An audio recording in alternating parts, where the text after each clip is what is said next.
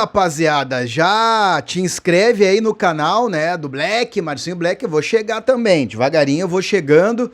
E não teremos apenas questões relacionadas ao internacional, também eu vou dar uma loqueada aí, né, vou ampliar um pouquinho o canal do Marcinho Black, Black da galera, tá? Mas sobre o internacional, tá? O Arquibancada do Inter. Tem uma Arquibancada do Inter que vai ser relacionado ao internacional e também teremos aí um outro produto aí que eu tô ainda ajustando, tá? Pra poder fazer bem legal e da forma que eu sempre quis fazer aí. É um mix, tá? Um mix aí. Mas o Internacional, apesar do ano ruim, o Inter teve uma boa arrecadação em termos de direito de imagem. Tô aqui com a colinha, por isso que vocês vão ver eu toda hora olhando ali, porque eu não consegui decorar tudo. Nem tem que decorar. Mas é o seguinte, tá? O Inter que no ano de 2024 arrecadou 114 milhões de reais com direito de imagem, tá? E no ano de 2025 esse valor passou para 150 milhões de reais, muito devido à forma, né, como a Liga, né, a LFU, negociou os seus direitos de imagem. Tá? Negociou com o Record, com o Globo, com a Amazon Prime e o YouTube, lá o Cazé metendo bala. Tá? Então, foi uma boa negociação. Se for comparar com o Grêmio teve uma arrecadação de 135 milhões de reais, porque a Libra preferiu apenas vender seus direitos de imagem para a Globo, tá?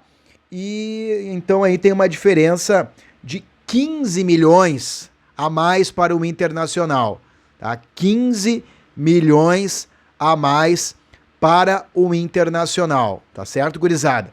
Então o Inter aí faturando uma folha a mais com relação ao Grêmio, tá? Todo mundo sabe que o Inter vendeu os seus direitos, né, no primeiro momento 20% por 50 anos, depois baixou para 10% porque o Inter teve que comprar, né, desses 20%, mais 10% para não liberar, não deixar de ganhar tanto assim, né? Então tá aí, Internacional faturando nesse ano 150 milhões com direito de imagem. Sobre os negócios do Internacional, tá rolando pela reportagem que temos por aí, né, a informação que o Inter estaria já buscando o Mandaca. Tá? O Mandaca, jogador do Juventude, o volante de muita força física, de imposição, né, que está dentro daquela ideia de jogo do Pesolano. Tá? O Inter ofereceu jogadores aí para o Juventude quer 8 ou 9 milhões de reais pelo Mandaca.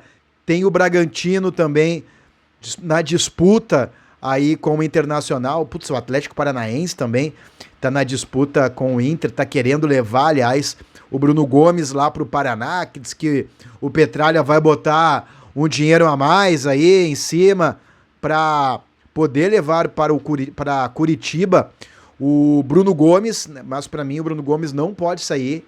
Bruno Gomes é uma peça importante nesse grupo de jogadores que o Internacional tem.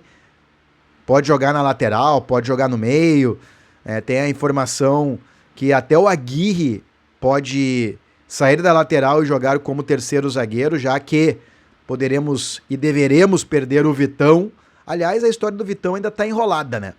O Cruzeiro que colocou jogadores aí também no negócio, o Japa e o João Marcelo, mas o João Marcelo não tá afim de vir para o Internacional, né? Então, ainda não se sabe como vai ser o mecanismo desta negociação e o Flamengo pode voltar aí, né, a integrar postulantes ao Vitão. O Flamengo que tinha feito uma proposta para o Internacional, inclusive de abatimento na dívida que o Inter tem com relação ao Thiago Maia. Cruzeiro veio com um pila a mais, tá? Mas já com essa situação aí do João Marcelo não querer vir para uma Internacional, o Flamengo pode voltar à pauta. Tá? O Flamengo pode voltar à pauta. Aliás, o BAP lá falando um monte de coisa, né? Detonando o repórter da Globo, né? Sobre a questão do futebol feminino, do porquê ele não há um investimento maior no futebol feminino, mas eu me assustei até, inclusive, com a apresentação do BAP, muito em função do poderio econômico do Flamengo, que nos próximos anos aí ainda vai permanecer à frente dos seus concorrentes.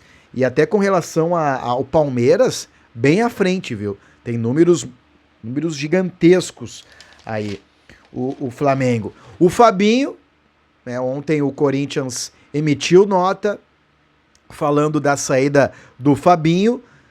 Há ainda uma distância considerável na questão do salário que o Fabinho quer para vir para o Internacional e aquilo que o Inter quer oferecer, tá? E, inclusive, o Inter podendo aproveitar um integrante aí, né, do seu grupo de trabalho, lá o Felipe Dallegrave, para ocupar o espaço deixado pelo André Mazzucco. Então o Inter vai conversar ainda com o Fabinho, né, precisa diminuir os valores do Fabinho, que recebia um alto salário lá no Corinthians, mas todo mundo sabe que o Internacional vive um momento de reajuste nas suas finanças e precisa colocar tudo que vai ser pago para quem for trabalhar dentro do clube, naquele orçamento lá de cerca de 516 milhões de reais no próximo ano, e onde também o Internacional pretende gastar com futebol 19 milhões e meio por mês.